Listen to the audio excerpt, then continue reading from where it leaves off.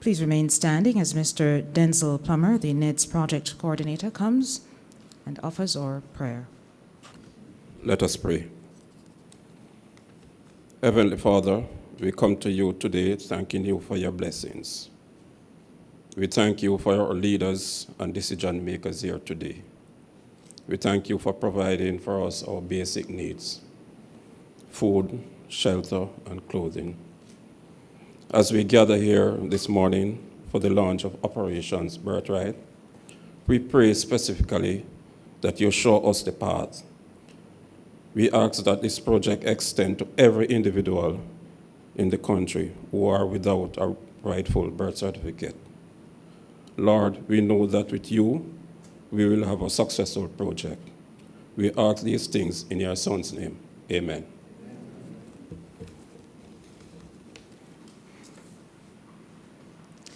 Thank you, everyone. You may be seated. Thank you so much, Denzel, for the prayer this morning.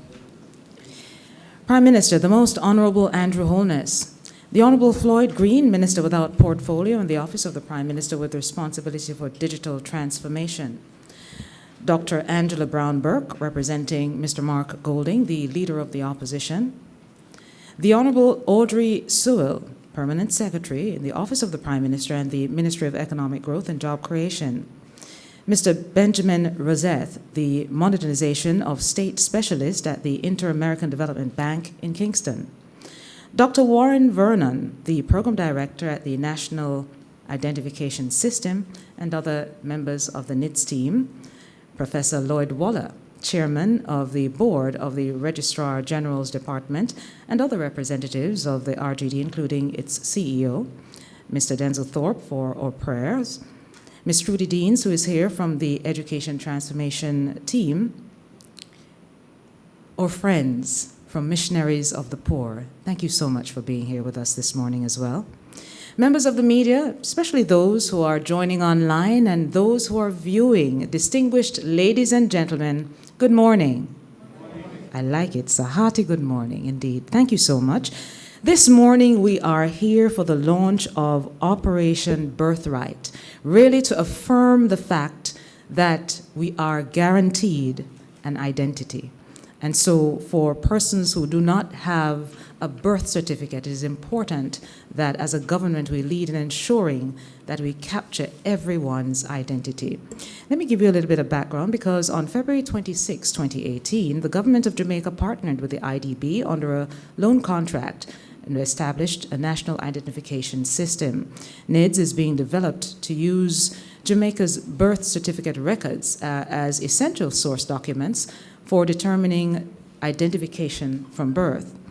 The RGD plays an indispensable role daily in the registration and issuance of birth certificates. Well, Operation Birthright is the government's undocumented program. And the term undocumented really means that the registration of all Jamaican nationals who do not have an RGD computer-generated birth certificate or who may never have been registered by the RGD will now be placed in a registry. And so this certainly, every time I start a conversation or a program involving things that are happening, good things that are happening, I say that this certainly is giving hope for our people. And so, ladies and gentlemen, to bring official greetings, may I ask Mr. Benjamin Roseth, the Modernization of State Specialist at the Inter-American Development Bank, to bring us greetings. Mr. Roseth.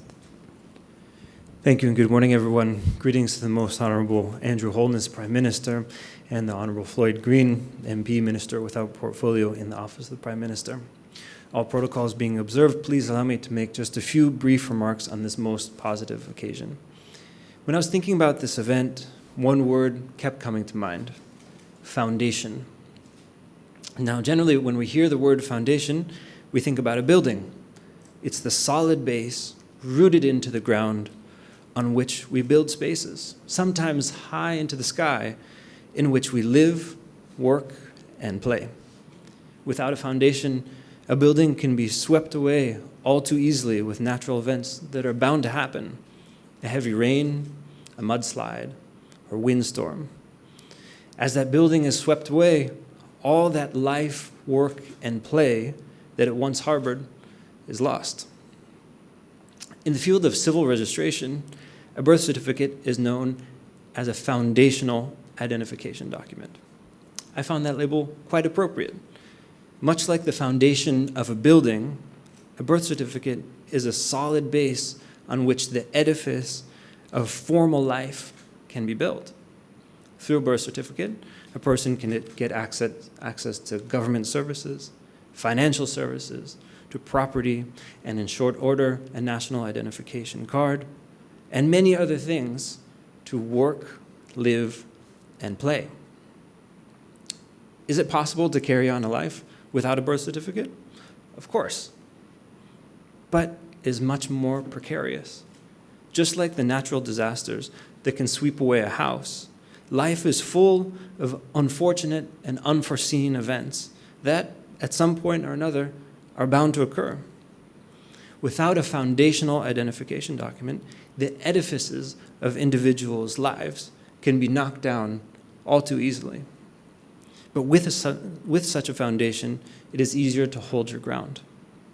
Let's think back just to the early days of the pandemic. How many Jamaicans were unable to claim the benefits that the government had approved for them for those in need because they couldn't be identified? Project Birthright is an important step to strengthening the foundation of Jamaican society, in which everyone has a solid base on which they can build their lives and reach high into the sky. For the IDB, it is an honor to support the government of Jamaica in guaranteeing the most basic of rights, legal identity for all Jamaicans. Congratulations to the team and to the government for this important step. Thank you.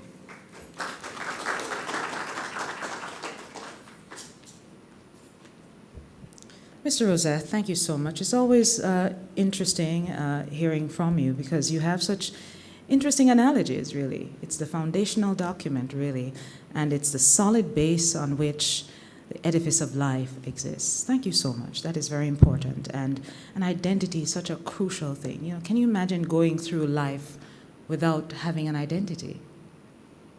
You're really lost. Your identity is really who you are. When people call you by your name, it gives you an identity. But when you have a document that says, this is who I am, it gives you also that solid base to move through society. So thank you once again, Mr. Roseth. I really appreciate it.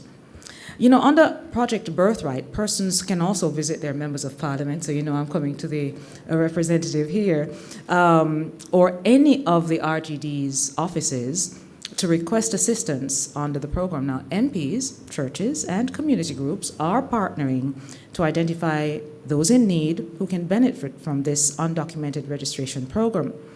Being part of the program, here's how you can be part of the program. You have to be born in Jamaica, you are aged 1 or above, and you have a monthly income of about $37,000 or below, and you should not be currently receiving a similar assistance under another program. So there are some criteria that as a government we've worked out, and certainly this initiative is a big part of government collaboration. And now we're not talking about government as a singular arm, but government generally, government in opposition and all the other arms of government who have partnered with that. And so, ladies and gentlemen, let me now welcome Dr. Angela Brown-Burke, Member of Parliament, but primarily she's representing the Leader of the Opposition this morning, who will also bring greetings and endorse the program. Doc.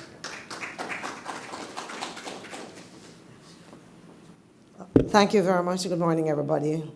Honorable Prime Minister, Minister Green, members of the audience. Really good morning to you all.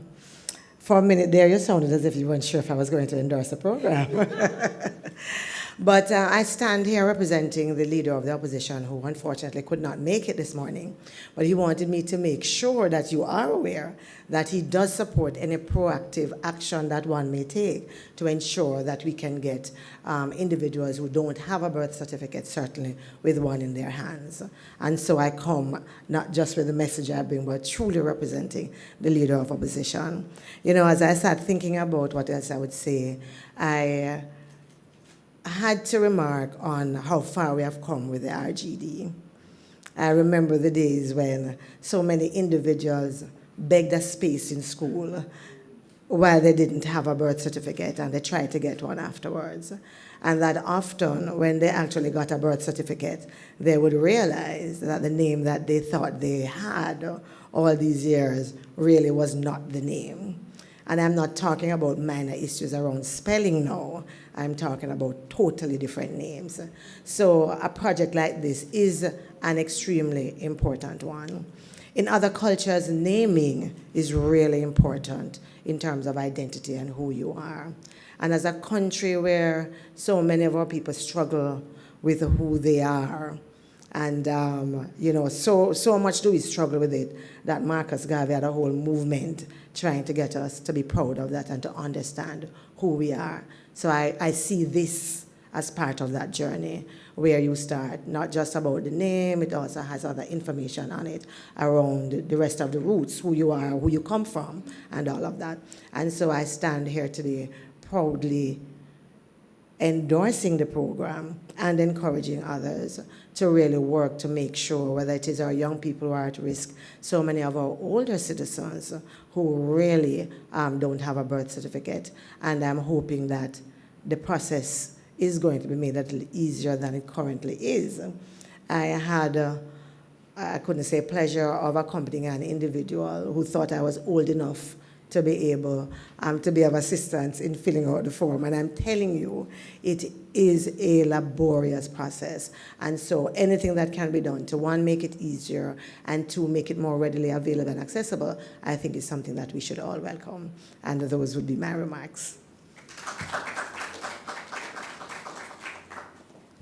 Doc, thank you so much. We've really come a far way, you know. Normally, we give these long speeches and thinking it's impactful, but that short but very impactful speech was very welcome. Thank you so much, and thank you for reminding us of where we're coming from, too. You know, the RGD, boy, I tell you, from the small white paper that really meant nothing, that could easily be forged, if we're to talk the truth, to now being a very secure document that we can trust and take all over the world and stand confidently with. So thank you so much for that. Really good and insightful. Ladies and gentlemen, I gave you a little synopsis of what the program could be about, but ahead of our welcoming for brief remarks our Honorable Minister, we have a video to play to explain a little bit more about Project Birthright. Operation Birthright is a government's program to address the major issue of Jamaicans not having birth certificates.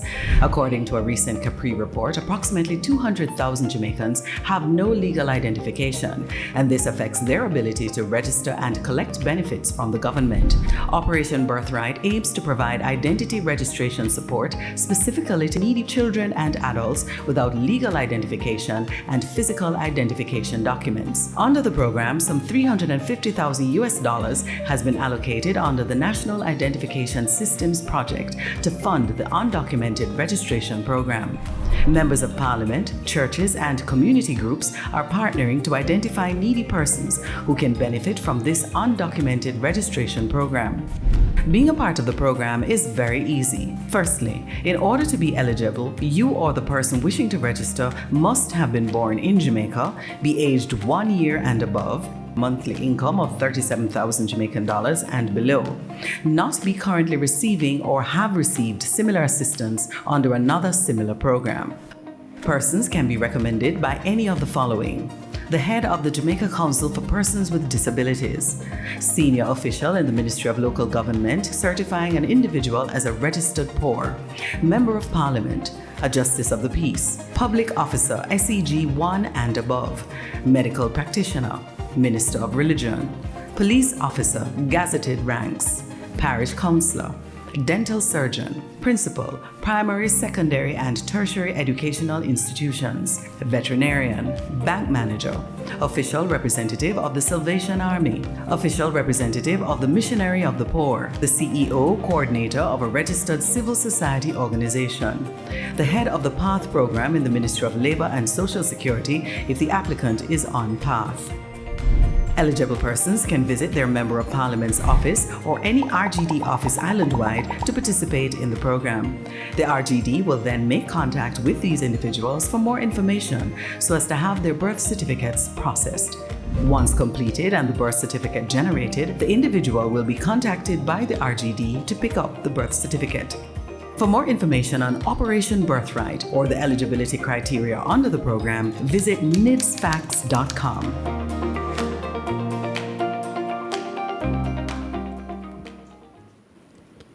All right, there you have it, a little bit more about Operation Birthright. And interestingly, even as we try to roll out NIDS, some justices of the peace are saying, well, what's my role going to be? Well, there's a role under Operation Birthright for the JP to make recommendations. So thank you so much. And now, ladies and gentlemen, let's now welcome the Honorable Floyd Green, the Minister without portfolio in the Office of the Prime Minister, but specifically with responsibility for digital transformation. Minister.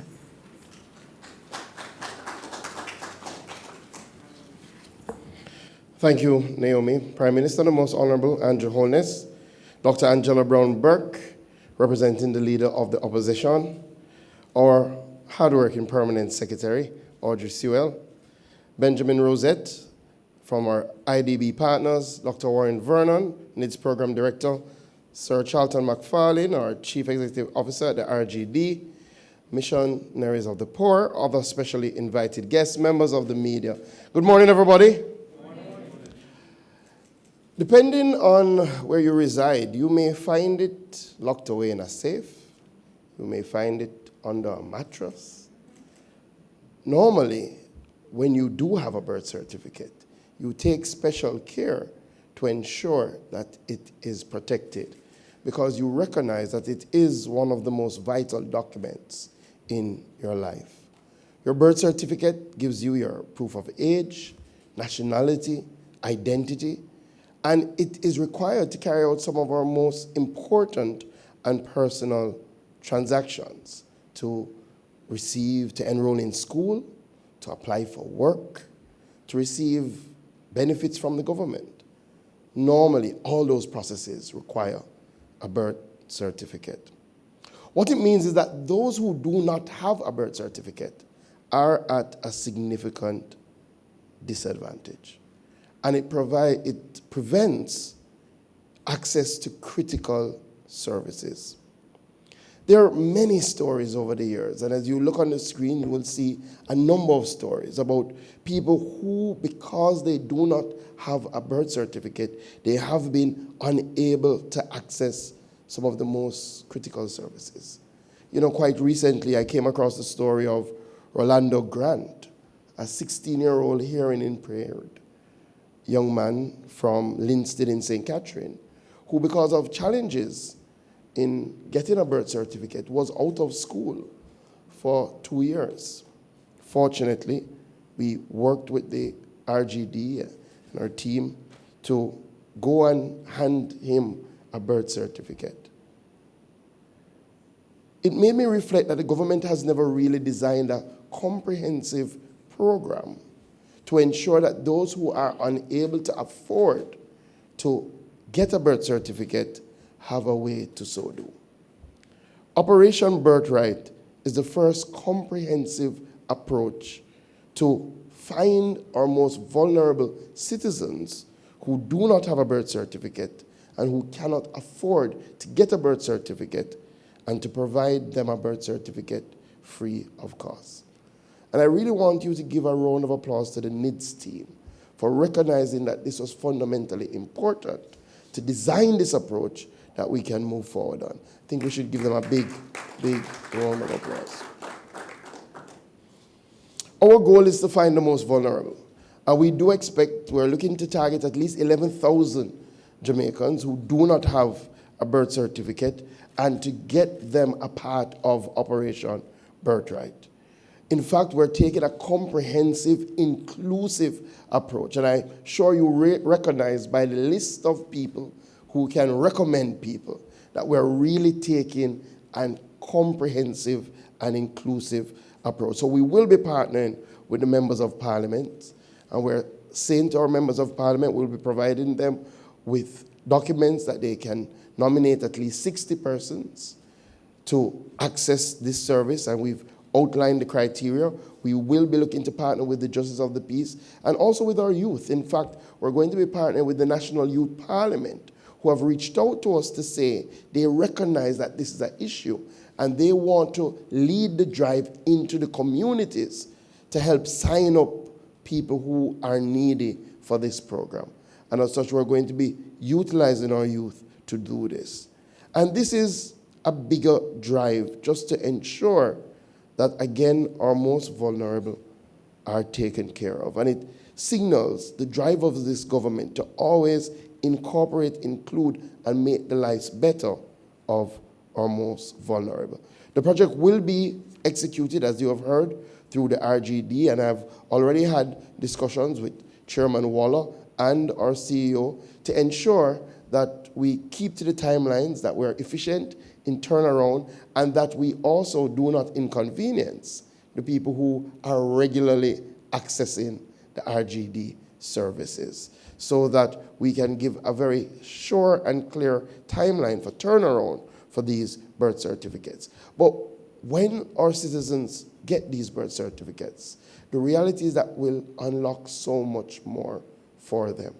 And again, this is in part of our drive in digitally transforming Jamaica, and this will be one of the foundation documents required for them to have their national identification card and for them to really step into our new digital society.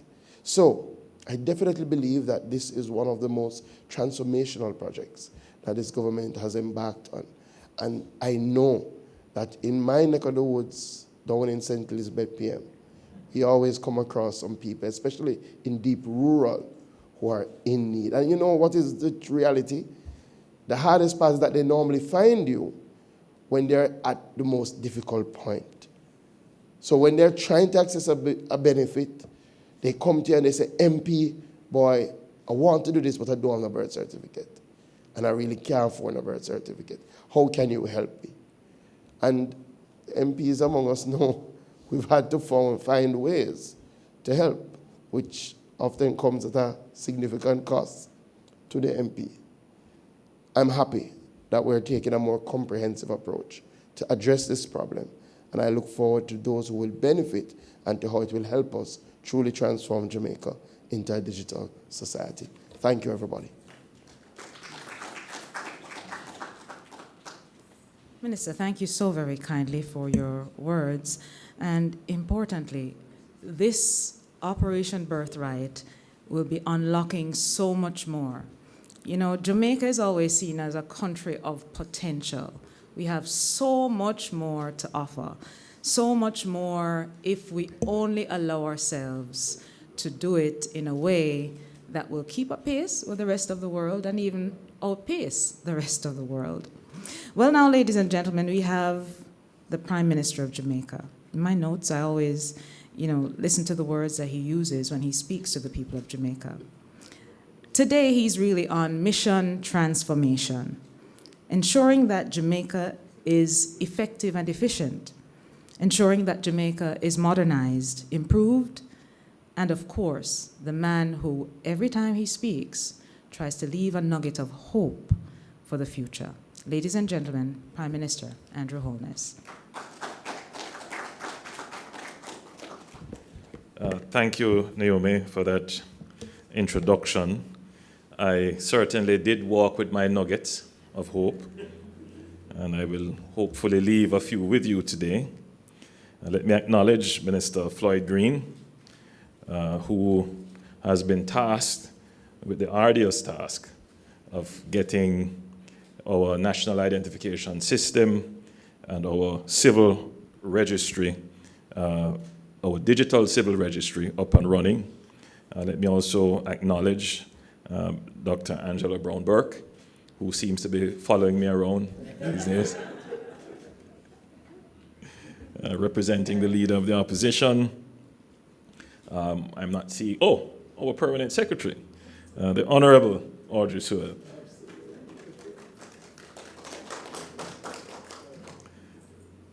Mr. Benjamin Roseth, who is a poet in delivering his presentation. He finds all kinds of ways to creatively package the information, which might not always be information that is digestible, but the way in which you have put it, I'm certain most Jamaicans would have absorbed it, the foundation document. Dr. Warren Vernon, Program Director of the National Identification System.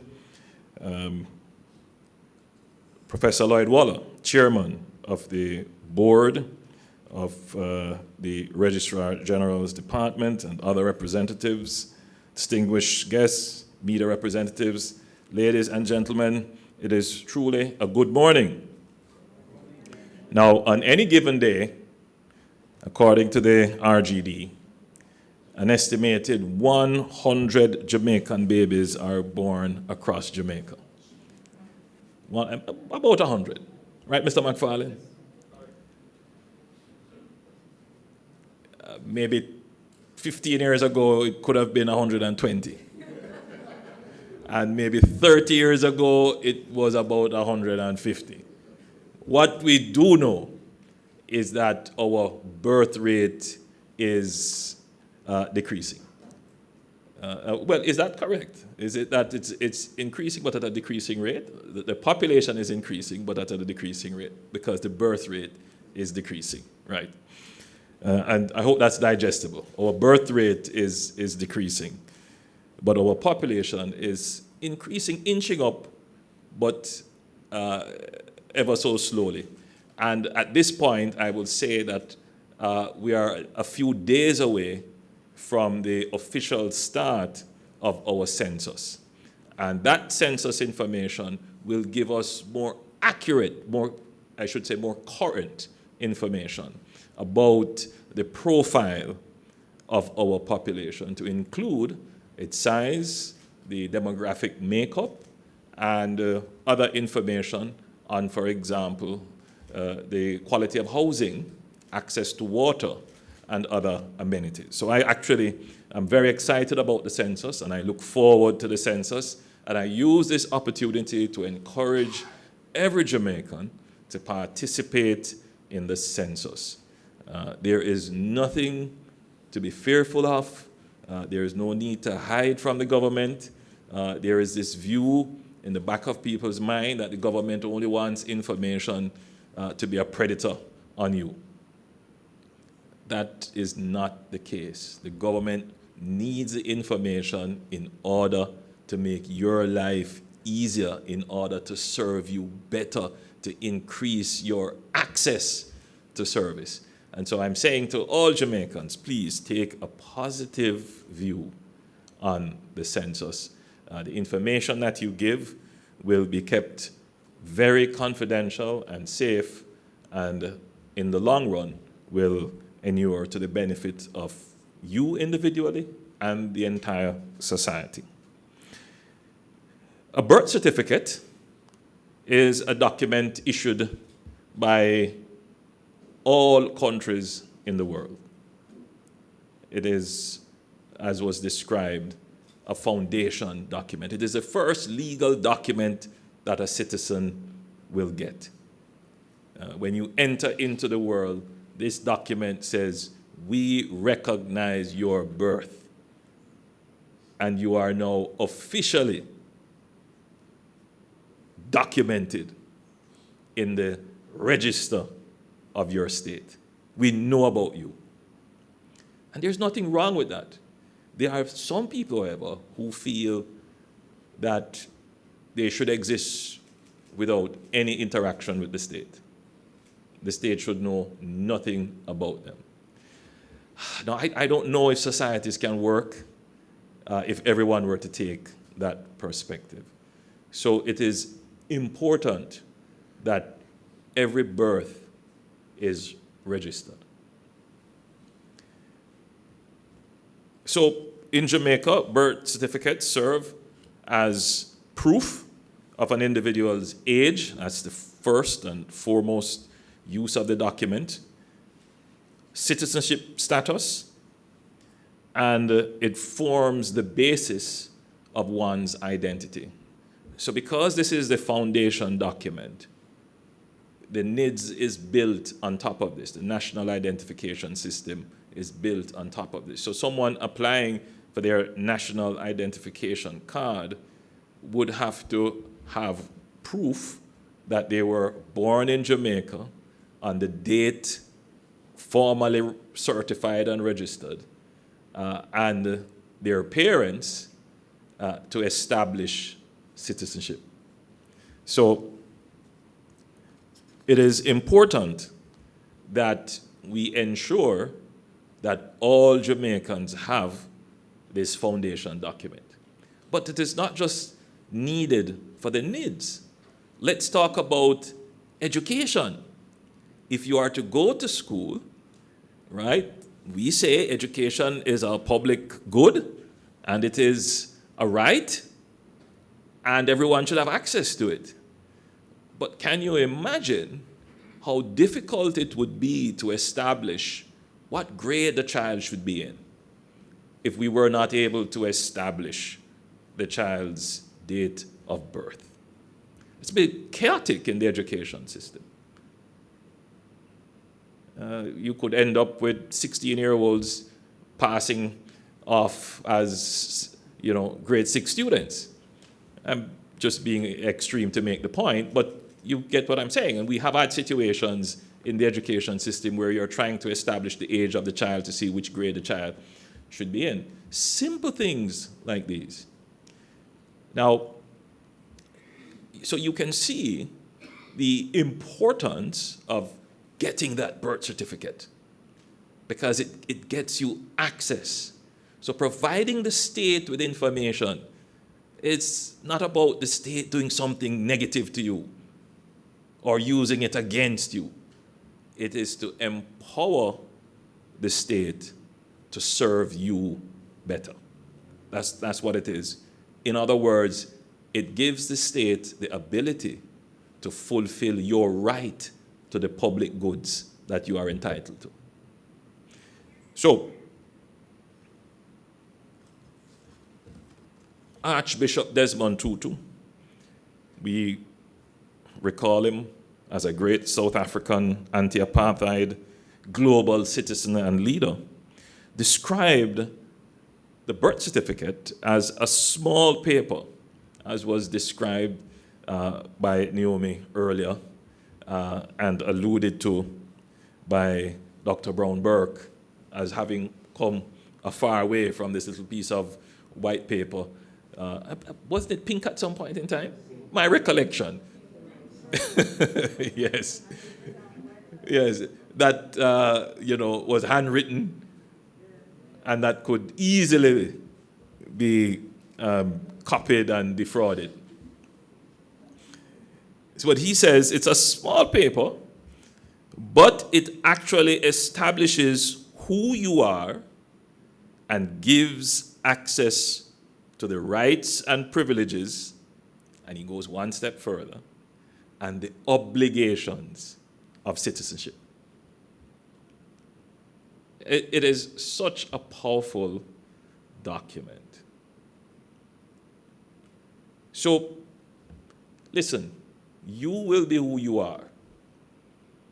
And nobody can take who you are away from you. And you will always be identified to your friends.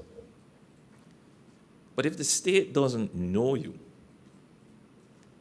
and is empowered to act as the arbiter of your identity, anyone can get up and say, I am you, in land disputes, in property rights disputes. It's very important that you have an established state identity. In other words, it is important that there are documents that establishes your identity, quite separate and apart from the nickname that you might have and the people who know you for 50 odd years and so forth. That's fine. Nobody's taking that away from you.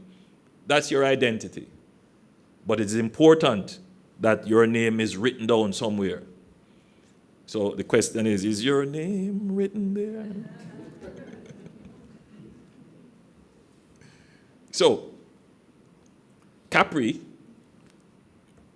reported in a study entitled, Who Am I? The People Them Needs, estimated, and by the way, that's the title of the study, estimated that 200,000 Jamaicans do not have any proof of their legal identity.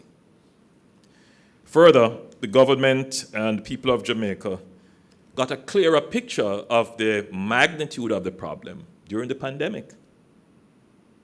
Now, during the pandemic, the average person required some form of support from the state or may have had to interact with the state. And let me break that down a little bit more. When we had to establish curfews, for example, I am so happy I don't have to do that anymore. People lived in trepidation when they see me come up to the podium. And believe me, it was trepidation for me as well. But if you had to travel, you needed to have documents to establish your identity and your occupation so that if an exemption were given, you were able to access that exemption. So you had to interact with the state in a time of public emergency, and the identification was so critical to that. And then for those who needed support, now there was a suggestion that we should just go out there and just throw out the money, or just go with a truck and offload the food packages. I'm exaggerating, but if you were to take the argument, that's what it would amount to. And I recall when we had to do a lockdown in an area in St. Mary, and persons were saying, we didn't get the food packages and we're locked in and we can't get the food packages. And when I inquired, there was a slowness in delivery, not because of the logistics of transportation, but because there was a requirement to ensure that we identified everyone that we are giving the state resources to. Because you see, the flip side of saying just give it away is that, when the Auditor General reports its Parliament, the very people who say just give it away will be the very people saying you wasted government resources or there was some form of corruption or something. So during the pandemic, we realized that our ability to provide welfare services was hampered by the lack of a system of standardized identification. And you would have experienced that, for example, if you wanted to access any of the care benefits, you first had to register. And you had to go online because that was the fastest way to do it. And you had to put in TRN and your bank account. And then we had to go and verify that. And in the process of verification, the error cohort was high, meaning that sometimes the bank accounts were wrong, they were inactive, the TRN numbers were wrong, and that slows up the ability to make these digital instantaneous transfers to you. But more than that, many Jamaicans did not have active bank accounts or any bank account whatsoever. And so we ended up having to deliver many of the transfer payments through the traditional cash means or check means. And that again slowed up the process. Now, can you imagine a Jamaica where every Jamaican from birth has their birth certificate? Now, since 2007, we have been doing bedside registration. So I'm expecting that as the generations progress, we will not have the problem of undocumented births in Jamaica. So, but there is still a large number, as I've said, estimated at about 200,000. And that's significant because that's 200,000 of your adult, possibly working population who would need to access not just government services, but business services as well. So, but I ask you to hold my hand a little bit and walk with me down a road of the future of Jamaica, where all Jamaicans are documented. So they have a birth certificate, and on top of that foundation document, they now have a national identification card. And with that national identification card, if they choose to travel or need to travel, they have their passport. If they want to drive or need to drive, they have their driver's license. And every Jamaican has a bank account or a digital wallet. And what's a digital wallet? So a digital wallet is that you are registered in the, let me find the best way to explain it, but you have the means to hold the digital currency. So Jamaica is putting together all the elements of this new future, right? So we are making sure every Jamaican has their foundation document of the birth certificate. We're putting in place the NIDS, which is not just a physical ID. Yes, you will have the card, but the NIDS gives you the added ability to verify identity, right? So it's not just about looking at the card and then looking at the person's face and say, I make a photo match. No, you can take the card, and those persons who have access to the NIDS database can verify specific information. So there's a double factor verification, so that banks don't need to say to you, well, come to me with two references, plus your JP, plus your birth certificate, and if you have your passport and driver's license, bring them along as well. No, all of that is gone with the NIDS. Just that one card, because it captures all your civil registry information and important biographic and some demographic information. There is just one point of easy access to verify your identity. Now, once you have that and your identity is verifiable like that, then the next step is to move into the digital future. So it means that money doesn't have to come in the form of this physical paper that you had to line up in the National Stadium to go and collect that little grant that we gave during the height of the pandemic, which several hundred thousands of Jamaicans collected. They went to remittance agents, they went to banks, and we had to set up stations at the National Stadium and the National Arena. We could have given you the money digitally if we were able to give you that digital wallet, meaning that we identify you as a person and we assign you an account in the digital space. You don't even see it. But when you take your phone and you go on the app tells you you have $10,000 in your account. And that money on your phone in the app you could then take it and go to a store and buy what you want. So there would have been no need for anyone to be lining up during a pandemic where gathering is a public risk. And there will be further situations like that, where the state will need to provide resources in situations of emergency or even regularly that would avoid the need for gathering, the need to travel to a point, to stand in line at a bank at the risk of being robbed or, losing the money. All of that is eliminated. So what this is, therefore, is an important step for equity, to make sure that every Jamaican, including those who did not have their birth certificate, that they get a chance to participate in the NIDS. And once we have everyone participating in the NIDS fully, then we can increase the intensity of moving towards our digital society. We are marching in that direction very rapidly. And I know it is causing some concerns and dislocation. Some elements of the society are moving much faster than others.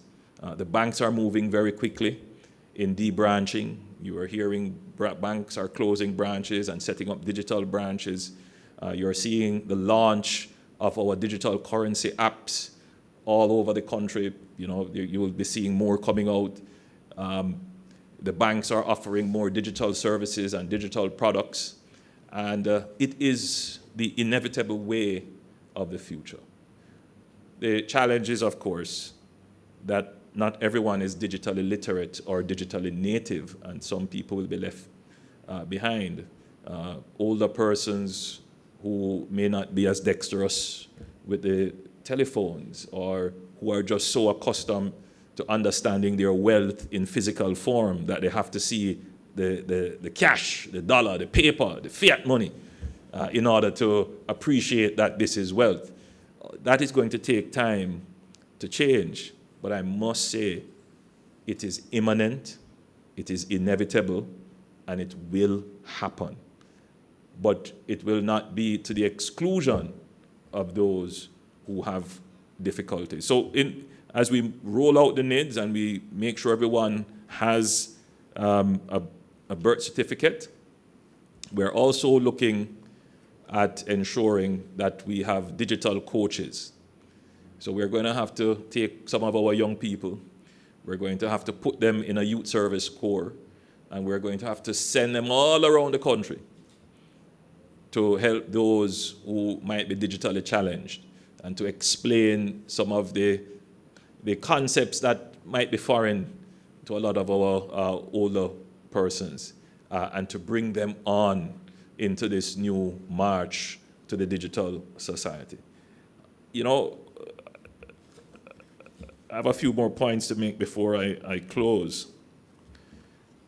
But we are, we're lucky to be alive at this time in the history of the world where we're going through a transformation. It's called a fourth industrial revolution. And you're seeing it. I can say that, 90% of this room would have been alive when there was no internet. And you're not that old. The internet is a very new invention, but it has revolutionized. I still remember carrying the cell phone like a bag over my shoulder and look at the cell phone today. So I'm saying that we're living in a time where all of these changes are happening. And we have to, as a developing country, not be left behind again. And I'm saying we should. So yes, there are pockets of the society that is resisting the change, feel it is all kinds of nonsense that speak, and I forgive me for saying that, but it is relative to the importance of the changes that have happened before. So, when our societies moved in the first industrial revolution when, machines started to take over and we had, industrial agriculture. We were still in the plantation economy, still a slave society. We were left behind, and we are still behind because of that. Now, the digitization of society is happening, and we are still in a digital divide. We are still being left behind. And I'm saying to especially our young people, we have to embrace this change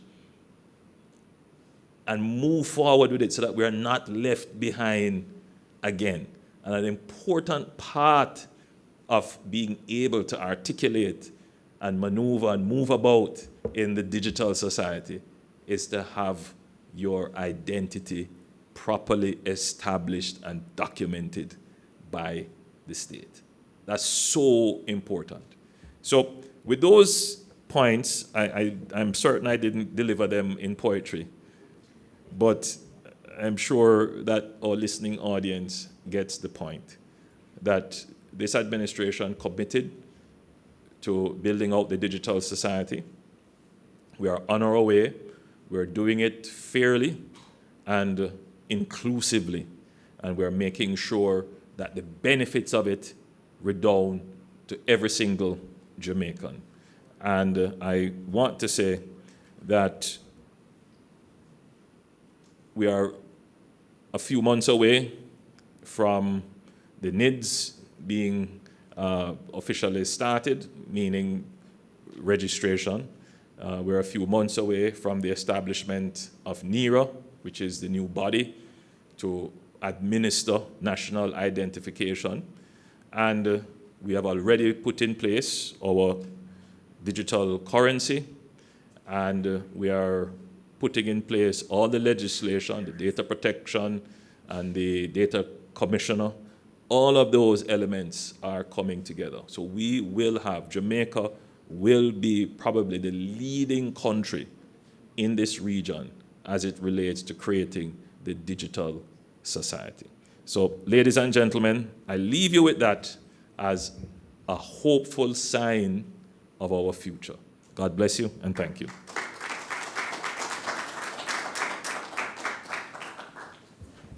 Prime Minister, thank you so much. And yes, you did paint that future for us, that future of a digital society with ease, efficiency, and certainly ensuring that we transform Jamaica. And now, ladies and gentlemen, we come to a point where we're going to show you Wagwan, right? So we have the nomination forms that we presented, as well as the presentation of an actual birth certificate to someone who falls under this program. May I invite Dr. Angela Brown-Burke, who's representing the Leader of the Opposition, and who represents herself in our own right too, right? That's part of identity. You represent yourself. If you could come up, ma'am, along with Minister Floyd Green, who will make the presentation of the nomination form, and Minister Green, Dr. Brown-Burke would be symbolically accepting on behalf of MPs. Am I correct? Yes. Indeed. And so if you could show, because, we are streaming, show the people exactly. Take it out of the brown envelope. I'm sorry. So Minister and Dr. Brown-Burke, if you could come right in the center so they can get the photo much better. Right in the center. No, not dead center, just center. So there you have it, the nomination form.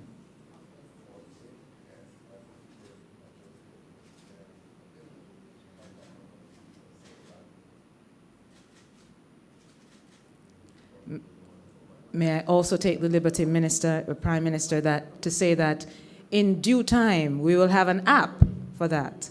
So it won't be just that physical nomination paper, but you will have an app at some point for that. And now may I ask Prime Minister, the Most Honorable Andrew Holness, along with the recipient, Mrs. Tavia Murray. Mrs. Murray? Thank you. And welcome, Mrs. Murray. The Prime Minister will make an official presentation of the birth certificate for the recipient, the student. No, she's the guardian of Ashley. And Ashley is 15. She's at school now, right? Because school start full face-to-face start back, you know. All right.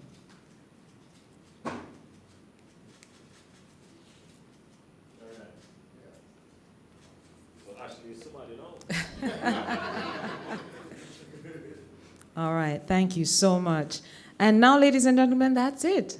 Nice, brief, and to the point.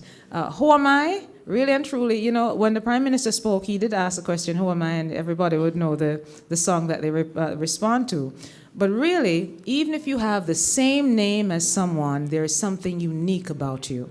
You are the only you. And a birth certificate actually ensures that there are some distinguishing features as to who you are. So if I'm Naomi and there are other Naomi Francises, when was Naomi born? Naomi was born on the 25th of August, I won't tell you the year.